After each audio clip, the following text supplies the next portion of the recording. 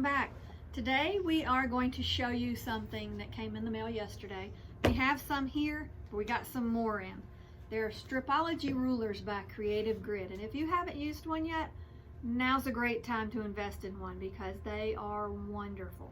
They come in different sizes. This is the extra large, which you'll get a lot of use out of, and this is the mini, which you'll also get a lot of use out of. But they're both good rulers. They have a backing on them that has the grips, so when you put it on your fabric, it's not going anywhere. It's not going to slide, which is what I really like. And I've already cut a piece of fabric and I'm going to show you how we use it. Okay, to show you how to use this ruler, again, this is the stripology extra large ruler, and they do make it in the different sizes. This is the mini, but we're using the extra large this time. We've got a cut of fabric, and whatever size you need to cut it. This was a 1/2 yard. I've already cut one strip off of, but I'm going to cut some more. I needed it for a project, and I could also use it for things like binding or whatever you're working on. But I'm going to line it up, and I know this edge is straight because I did cut a strip off of it already. If it wasn't straight, you just line it up here and use that first mark and cut that selvage or that edge that's not straight off. But this is. So if I were using it for binding and I was making 2.5 inch binding strips, then I'd just go to this 2.5 inch mark right here, and I'd put my rotary cutter in that little hole, and then I just go all the way up that strip. Hold the ruler down, go up, and I've got my strip. But I'm using some of this too for a strip quilt I'm doing. So I'm just going to do random strips because I want them different sizes in my strip quilt.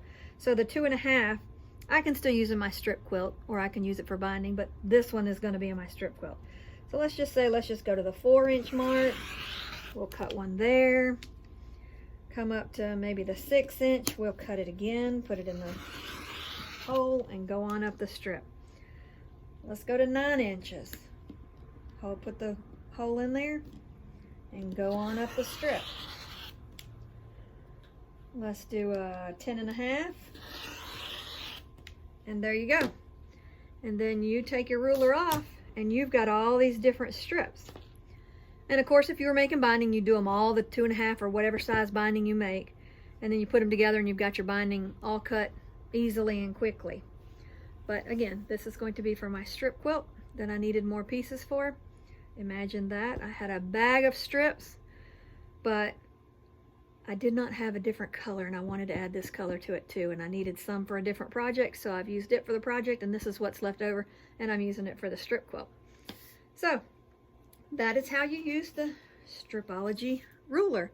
And you can do different things with this ruler. There's a host of different things you can use with this ruler, but this is what we've used it for today, and maybe another day we'll come back and show you some more on it. But that's how you do strips pretty quickly. If you've got a quilt you're working on and it's telling you to cut 12 2-inch strips with the fabric, you can line it up, you can cut those 12 strips, and then you're done.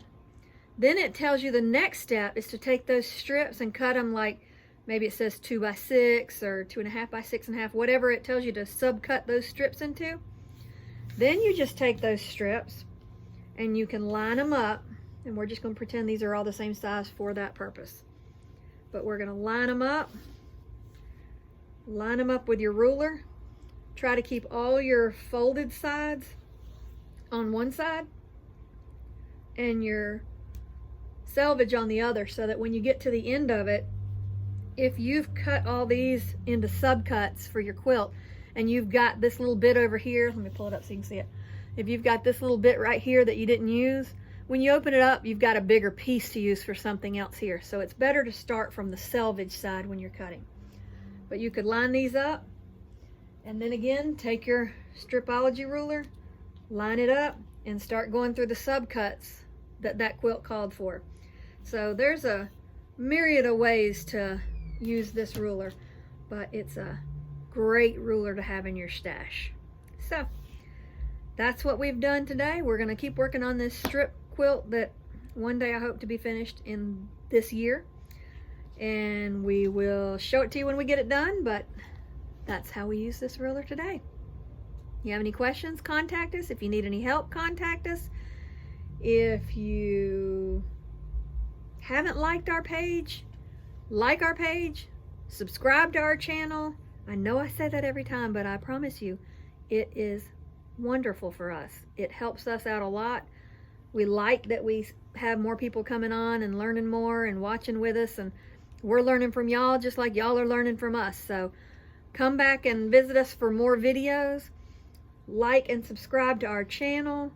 We have a Facebook page that you could come and learn from. It's So Charming Quilt Shop.